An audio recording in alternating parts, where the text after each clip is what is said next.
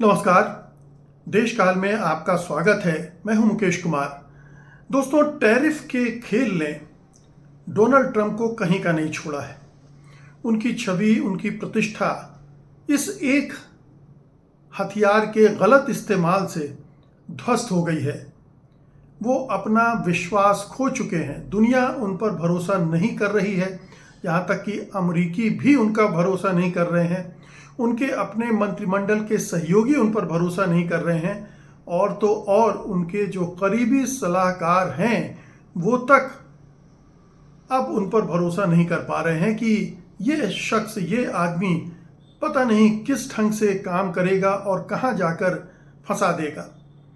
अब देखिए, आपकी टैरिफ का जो पूरा खेल उन्होंने खेला था, उन्होंने इस अहंकार और सत्ता का अहंकार और शक्ति का अहंकार और कारोबारी होने का जो गुरूर था, डील मेकर होने का एक जो अपने तमगा उन्होंने सीने पे लगा रखा था, उससे वो एकदम से दुनिया पर टूट पड़े।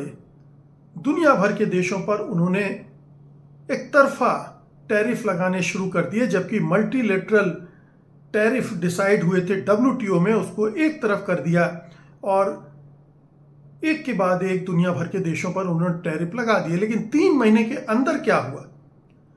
3 महीने के अंदर उन्हें पॉज बटन दबाना पड़ गया। केवल चीन को छोड़कर बाकी सब के मामले में उन्होंने 90 दिन तक के लिए टैरिफ पर अमल रोक दिया। नए टैरिफ पर अमल रोक दिया। 10% जो शुरू में लगाया था उसको छोड़कर जो बाकी लगाए गए थे सबको उन्होंने रोक दिया। ये एक बहुत बड़ी हार है डोनाल्ड ट्रंप की, क्योंकि वो टैरिफ को गेम चेंजर मानते हैं।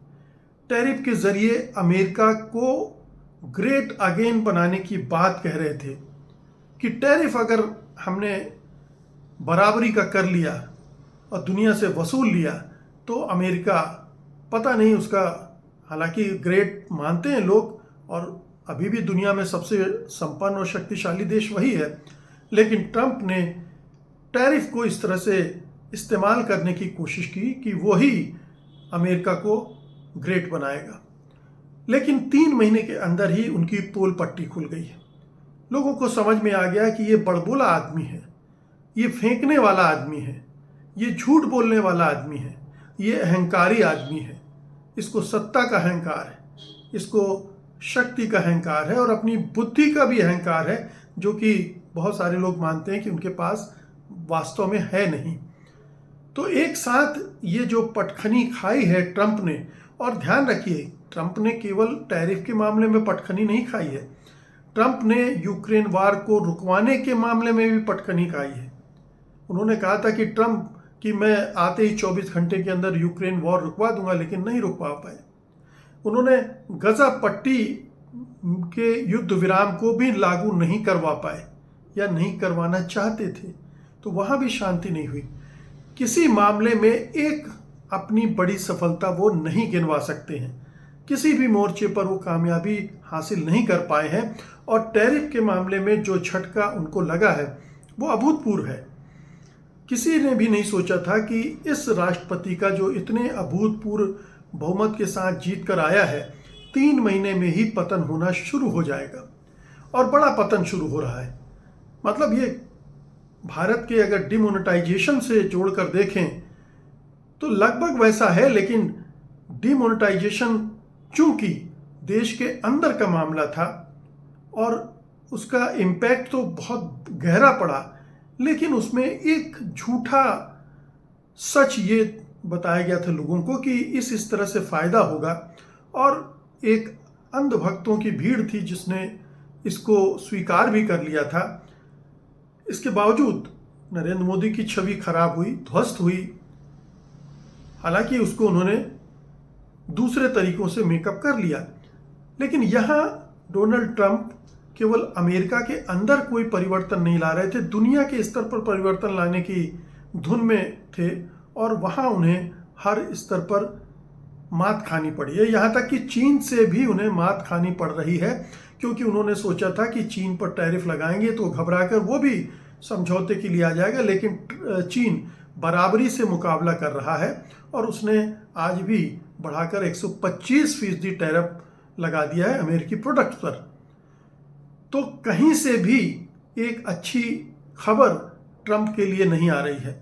अब देखिए कि 3 महीने का पॉज लगा दिया है, लेकिन 3 महीने के पॉज के बाद क्या होगा, ये ट्रंप के और ट्रंप की टीम के सामने एक बड़ा यक्ष प्रश्न है कि 3 महीने, मान लिया उन्होंने कहा कि 3 महीने निगोशिएशन के होंगे, 3 महीने में 150 देशों के साथ डील करना मामूली बात नहीं है। ऐसी एक देश के साथ डील करने में सालों लग जाते हैं।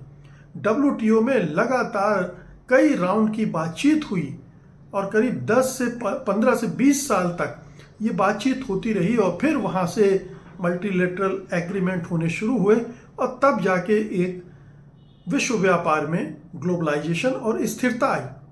लेकिन ट्रंप साहब 3 महीने में क्या सबको मना लेंगे, सबके साथ समझौते कर लेंगे? और अब जबकि 3 महीने का पॉज लगा दिया गया है तो दूसरे देशों को भी 3 महीने मिल गया है अपनी तैयारी करने का। वो अपने को बेहतर ढंग से तैयार कर सकते हैं और बेहतर ढंग से निगोशिएट कर सकते हैं, डील कर सकते हैं ट्रंप के साथ। वो झुकेंगे अगर इस बीच में कोई गोलबंदी भी होने लगी और कुछ देशों ने या जैसे यूरोपियन यूनियन ने तय कर लिया कि हम एक हद से ज़्यादा समझौते नहीं करेंगे, तब ट्रंप क्या करेंगे? तब ट्रंप की एक और बड़ी हार होगी। वो तो रेसिप्रोकल टैरिफ की बात कर रहे थे कि जितना आप हमारे ऊपर लगाते हैं उतना हम लगाएंगे। अब क्या होगा 3 महीने बाद जब वो डील करेंगे तो कितने % पर डील खत्म होती है कोई नहीं जानता। लेकिन रेसिप्रोकल तो अभी भी नहीं लगा पाए थे, वो टैरिफ उतना ही नहीं लगाया था, किसी को आधा किसी को लगभग बराबर किया था। अब क्या होगा अगर वो कम पर समझौता करते हैं तब भी उनकी किरकिरी होगी कि क्या आपने इतने कम टैरिफ समझौते के लिए पूरे देश को संकट में डाल दिया। अब देखिए ये जो संकट उन्होंने खड़ा किया उससे अमेरिकी अर्थव्यवस्था कैसे बुरी तरह से प्रभावित हुई है। आप डॉलर को लीजिए, डॉलर पिछले 4 साल में सबसे न्यूनतम कीमत पर आ चुका है, 3% तक का उसको नुकसान हो चुका है। डॉलर जो अमेरिका की सबसे शक्तिशाली हथियार है, डॉलर के जरिए वो व्यापार को कंट्रोल करता है दुनिया की, वो कमज़ोर हो गया। तो डॉलर का कमज़ोर हो गया। फिर आप देखिए कि जो ऑयल एंड गैस है उसका मार्केट कैसे नीचे फिसल गया, उसके दाम भी पिछले 4 साल में सबसे नीचे पहुंच गए हैं। पेट्रोलियम पदार्थों के दामों का नीचे का जाना मतलब एक तरह से रिसेशन की शुरुआत मानी जाती है। ये 2008 के आसपास भी इसी तरह से हुआ था। तो उन्होंने अपनी पॉलिसी से ये भी कर दिया है। अमेरिकी स्टॉक मार्केट चलिए थोड़ा सा संभल गया है, लेकिन ये जो अस्थिरता अनिश्चितता बनी हुई है उसमें वो ठीक से खड़ा नहीं होगा, क्योंकि इन्वेस्टर का कॉन्फिडेंस तो उसमें है ही नहीं कि ट्रंप पता नहीं कब क्या कर बैठेंगे, किस तरह का एक्शन लेंगे। और सबसे बड़ी बात, जो ट्रेजरी बॉन्ड्स हैं, सरकारी बॉन्ड का जो मार्केट है वो बड़ी पूरी तरह से प्रभावित हुआ, जो कि सबसे बड़ा कारण माना जा रहा है ट्रंप के पीछे हटने का। वहाँ जो बॉन्ड की कीमतें हैं वो गिरी हैं, उसका आकर्षण घटा है। तो ये और एक बड़ा झटका है ट्रंप के लिए। तो अमेरिकी मार्केट में इसका प्रभाव पड़ा है। अभी सप्लाई चेन किस तरह से प्रभावित हो रही है ये भी देखना होगा, क्योंकि जो टैरिफ लगा दिए गए हैं उनको लेकर बहुत जगह से खबरें आ रही हैं कि जहां पर एक्सपोर्ट पहुंच रहा है वहां जो बढ़ी हुई कीमतें हैं वो देने के लिए तैयार नहीं है, बल्कि उल्टा डिस्काउंट मांग रहे हैं लोग, नहीं तो नहीं उठा रहे हैं। तो विश्व व्यापार को भी उन्होंने हिला कर रख दिया है और उससे परेशानियां खड़ी हो रही हैं। अमेरिका में जो सस्ते गुड्स जा रहे थे चीन से या दूसरे देशों से, वो जब जाने कम हो जाएंगे तो जो लोकल गुड्स हैं उनकी कीमतें बढ़ जाएंगी, बढ़ रही हैं बल्कि। तो उनसे जो आम आदमी को, आम वर्ग, मध्य वर्ग को, निम्न वर्ग को प्रभाव पड़ने वाला है, वो भी अभी ट्रंप को झेलना है। तो एक तरफ ट्रंप ने अपनी सारी प्रतिष्ठा इस दौरान गंवा दी है, अपनों के बीच में, बाहरी के बीच में। अब दुनिया भी उन्हें उसी तरह से देख रही है, अमेरिका के लोग भी उन पर भरोसा नहीं कर रहे हैं और डरे हुए हैं कि आने वाले दिनों में ये शख्स पता नहीं और किस तरह की हरकतें करेगा, किस तरह के एक्शन लेगा जिससे पूरा प्रभावित होगा उनका जीवन। तो ट्रंप को देखिए आप कि 3 महीने में ट्रंप 3 महीने पहले जब अपने उद्घाटन समारोह कर रहे थे, विश्व के बहुत सारे नेताओं को उन्होंने बुला रखा था और उस समय उन्होंने जो भाषण दिया था उसमें तमाम बड़ी बड़ी बातें कही गई थी और उनमें से जिन बातों पर वो अभी अमल करना शुरू कर रहे थे, एक के बाद एक धराशायी होते जा रहे हैं। हर स्तर पर वो पराजित हो रहे हैं और ये पराजय उनके अधिकार को कम कर रहा है। और ये ध्यान रखिए, वो राष्ट्रपति हैं, वो एग्जीक्यूटिव ऑर्डर से बहुत कुछ करने की ताकत रख रहे हैं और कर भी रहे हैं, लेकिन बहुत सारी ऐसी चीज़ें हैं जो कांग्रेस तय करती है, कांग्रेस नियंत्रित करती है। और इस पूरे एपिसोड के बाद कांग्रेस में भी उनको दिक्कत होने वाली है। अभी सीनेट में भी किसी एक बिल को लेकर 4 रिपब्लिकन सांसदों ने पाला बदल लिया था, जिसकी वजह से वो पास नहीं हो पाया। केवल वहाँ 2 या 3 वोटों का फर्क है, जिससे 4 के बदले से ये मामला फंस गया। और बहुत सारे रिपब्लिकन ट्रंप के इस रवैये से बेहद खफा हैं, बहुत डरे हुए हैं। और ध्यान रखिए कि अमेरिका में हर 2 साल में कांग्रेस के चुनाव होते हैं और वो चुनाव होने वाले हैं अगले साल।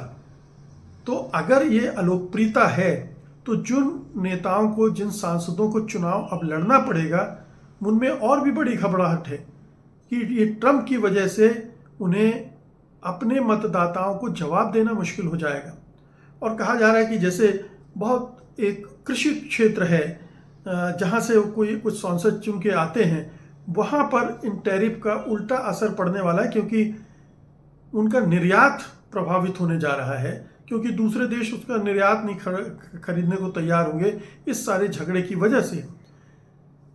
तो ये उनके मतदाताओं पर सेंध लगेगी और ये एक अपॉर्चुनिटी हो जाएगी डेमोक्रेटिक पार्टी के लिए कि वो इस मौके का फ़ायदा उठाकर कांग्रेस में अपनी स्थिति मजबूत कर ले। और अगर 2 साल वाले चुनाव के बाद कांग्रेस में समीकरण बदलते हैं, तब क्या होगा? तब तो डोनाल्ड ट्रंप के लिए वो जो दूसरा एजेंडा है, टैक्स रिफॉर्म करना चाहते हैं या इंफ्रास्ट्रक्चर में कोई बड़ा फेरबदल वो करना चाहते हैं, वो सारे जो कदम हैं उन पर ब्रेक लग जाएगा। तो ट्रंप जो एक बुलडोज़र की तरह आए थे, जो एक पूरे सुपरसोनिक स्पीड में काम करना चाहते थे, वो उनकी गति अब 2-4 पहिए वाली जो गाड़ी होती है उसमें से एक पहिए का निकल जाने की तरह है। और एक पहिया ये जो निकला है, ये सबसे बड़ी बात यह कि अर्थव्यवस्था का निकला है। इससे वो जो कोशिश कर रहे थे कि डिपोर्ट करके बड़ी संख्या में लोगों से, जो मागा के भक्त हैं, वो उनको लुभा लेंगे और रोजगार पैदा हो जाएंगे, वो सारी चीज़ें उनके हाथ से फिसल रही हैं। अब उन्होंने मैन्युफैक्चरिंग का एक सपना दिखाया था कि दुनिया से तमाम कंपनियां आकर अमेरिका में मैन्युफैक्चरिंग करेंगी और फिर लोगों को रोज़गार मिलेगा। ये होते हुए नहीं दिख रहा है, ये होना संभव भी नहीं है, इतनी जल्दी तो बिल्कुल भी नहीं है। लेकिन जिस तरह की पॉलिसीज़ ट्रंप ने अपना ली है, जिस तरह का रवैया उन्होंने दिखाया है, उससे ये खतरा और बढ़ गया है अब, क्योंकि इन पॉलिसी की वजह से अब कोई भी देश वहाँ जाना नहीं चाहेगा, वहाँ अपना जो मैन्युफैक्चरिंग यूनिट है उसको इस्टेब्लिश नहीं करना चाहेगा, क्योंकि ट्रंप कब क्या करेंगे किसी को कोई भरोसा नहीं है, कोई गारंटी नहीं है कि जो इस तरह का सनकी मिजाज प्रेसिडेंट हो वो आने वाले समय में क्या करेगा। और सबसे बड़ी बात यह कि इन 3 महीने बाद ट्रंप को जब ये सारे एग्रीमेंट होते हैं नहीं होते हैं, अगर मान लीजिए बड़े पैमाने पर फेल्योर होता है, बहुत सारे देश उनके थोपे गए टैरिफ से सहमत नहीं होते हैं, तब क्या होगा? तब तो ट्रंप औंधे मुंह गिरेंगे कि आपने अमेरिकी अर्थव्यवस्था को इतना नुकसान पहुंचाया, दुनिया भर में इतना हंगामा खड़ा कर दिया, अपने दोस्तों तक को दुश्मन बना लिया, कनाडा को या यूरोपियन यूनियन के जो मेंबरान हैं और बहुत सारे जो उनके एलाई हैं उनको तक आपने अगर अपना दुश्मन बना लिया तो इसका खमियाजा तो उन्हें भुगतना पड़ेगा। इसकी अलोकप्रियता, उनकी रेटिंग डेफिनेटली अभी तो तुरंत आई नहीं है, लेकिन वो जो 1-1.5 महीने पहले आई थी उसमें भी गिर चुकी थी। करीब 4 परसेंटेज पॉइंट वो नीचे आ चुके थे चुनाव जीतने के बाद के की जो रेटिंग थी उनकी, उसके मुकाबले। आज अगर रेटिंग आएगी तो उनका क्या हाल होगा, और आने वाली होगी। किसी भी दिन मैं आपसे बात करूंगा कि उनकी रेटिंग अब क्या है।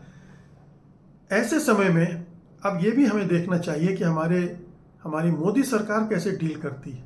वो तो पहले से समर्पण के मूड में थी, उसने तो घुटने टेक ही दिए थे, लेकिन अब ये जो पूरा वातावरण बना है जिसमें ट्रंप पहले के मुकाबले कमज़ोर हो गए हैं, तो एक कमज़ोर, और कहना चाहिए कि वो जो अड़ियलपन था उसको भी उन्हें कम करना पड़ेगा।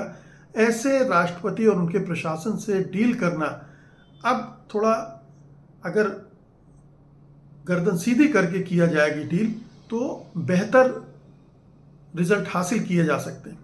लेकिन ये दमखम क्या मोदी सरकार में है? क्या उनके जो वार्ताकार हैं, जो डील कर रहे हैं ट्रंप प्रशासन से, वो इसके लिए तैयार हैं? अगर नहीं है तो आप मानिए कि भारत सबसे ज़्यादा नुकसान में रहने वाला है इस डील मेकिंग में, क्योंकि सबसे पहले उसी ने सरेंडर किया। बाकी देश बाद में बात करने की बात कर रहे थे, चीन ने भी बात करने की बात कही, लेकिन सम्मान के साथ, ब्लैकमेल और धमकी और बुली के तहत नहीं। भारत तो बुली के तहत ही हमारे प्रधानमंत्री मोदी दौड़े दौड़े उनके शरण में चले गए थे ट्रंप में, और उसके बाद से भी दबाव में ही काम कर रहे हैं। तो एक रवैया, हम इसकी बात पहले भी कर चुके हैं, लेकिन ये एक अवसर है मोदी सरकार के लिए कि भारत के लिए वो अब और बेहतर डील निकाल सकते हैं ट्रंप से। निकालेंगे या नहीं, ये तो आने वक्त में हम देखेंगे। बहुत बहुत शुक्रिया आपका, धन्यवाद, नमस्कार।